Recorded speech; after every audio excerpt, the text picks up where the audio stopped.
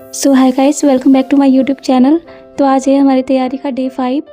तो आज का टारगेट काफ़ी सारे सब्जेक्ट्स का है। पहले मैं आपको जल्दी से बता देती हूँ कि आज मैं क्या क्या पढ़ने वाली हूँ, फिर बाद में अच्छे से एक्सप्लेन करके बताऊँगी कि कैसे कैसे मैंने पढ़ाई की पूरे दिन।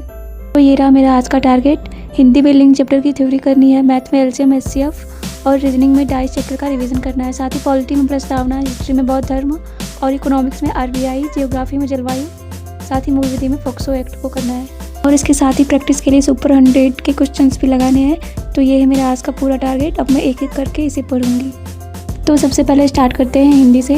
तो हिंदी में मैंने राजपाल सिंह के बुक से लिंक चैप्टर की थ्योरी करी और साथ ही अपने नोट्स से मैंने लिंक चैप्टर को पढ़ा, रिवाइज़ किया। तो इसमें पूरे चैप्टर के बेसिक कॉन्सेप्ट और इम्पॉर्टेंट रूल्स को अच्छे से समझना है और कोशिश यही रहेगी कि सिर्फ थ्योरी पढ़ के आगे ना बढ़ूँ, बल्कि इंपॉर्टेंट टॉपिक्स को साथ साथ रिवाइज़ भी करती चलूँ।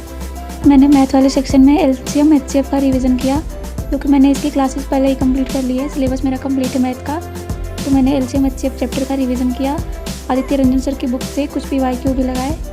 में सिर्फ फॉर्मूला याद करना काफ़ी नहीं होता है, इसलिए क्वेश्चन लगाना भी उतना ही ज़रूरी होता है। रीजनिंग वाले सेक्शन में मैंने डाइस चैप्टर का रिवीजन किया। साथ ही जो कॉन्सेप्ट पढ़े हैं उन्हें रिवाइज करूँगी और फिर कुछ क्वेश्चन को सॉल्व करूँगी, ताकि ये टॉपिक अच्छी तरीके से याद हो सके। तो हिंदी, मैथ और रीजनिंग करने के बाद मैंने जीके जीएस वाले सेक्शन में प्रस्तावना को पढ़ा आज पॉलिटी में। तो हिंदी, मैथ और रीजनिंग करने के बाद मैंने पॉलिटी में आज प्रस्तावना टॉपिक को पढ़ा। ना छोटा टॉपिक है, लेकिन एग्ज़ाम के लिए काफ़ी इंपॉर्टेंट है, इसलिए इसके इंपॉर्टेंट वर्ड और उनसे जुड़े फैक्ट को अच्छे से समझना है।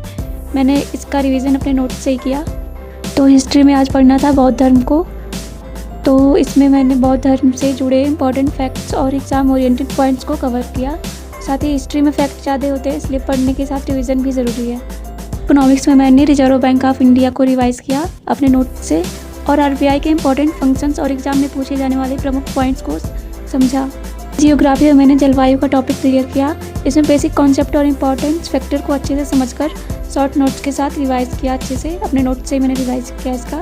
तो ये सब टारगेट कंप्लीट करने के बाद मैंने मूल विधि में फोक्सो एक्ट को पढ़ा, जिनके नोट्स मैंने राम सर से यूपीएसआई वाले बैच से बनाए हुए थे पहले के ही। ऊँचे से रिवीजन किया इसका। फाइनली मैंने सभी सब्जेक्ट्स का टारगेट कंप्लीट कर लिया था आज का।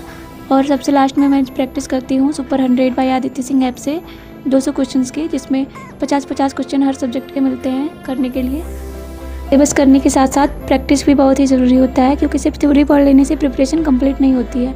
थ्योरी के बाद प्रैक्टिस और फिर रिवीजन, ये तीनों चीज़ें साथ चलेंगी तभी प्रिपरेशन मजबूत होगी। इसलिए आज कोशिश रहेगी कि जितना भी टारगेट बनाया है मैंने उसे सिर्फ पढ़ूँ नहीं, बल्कि क्वेश्चन के थ्रू प्रैक्टिस भी करूँ। तो ये था आज का पूरा टारगेट, जो मैंने सक्सेसफुली कंप्लीट भी कर लिया है। अगर आप भी यूपी पुलिस या फिर यूपीएसआई या फिर किसी भी अन्य एग्ज़ाम की तैयारी कर रहे हो, तो अपना टारगेट जरूर सेट करिए। सेट करके स्टडी करिए, ताकि आपका पूरा दिन अच्छे से फिक्स हो जाए। Thank you so much for watching my video.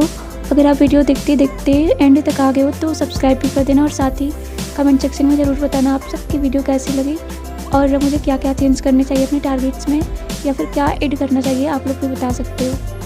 Thank you.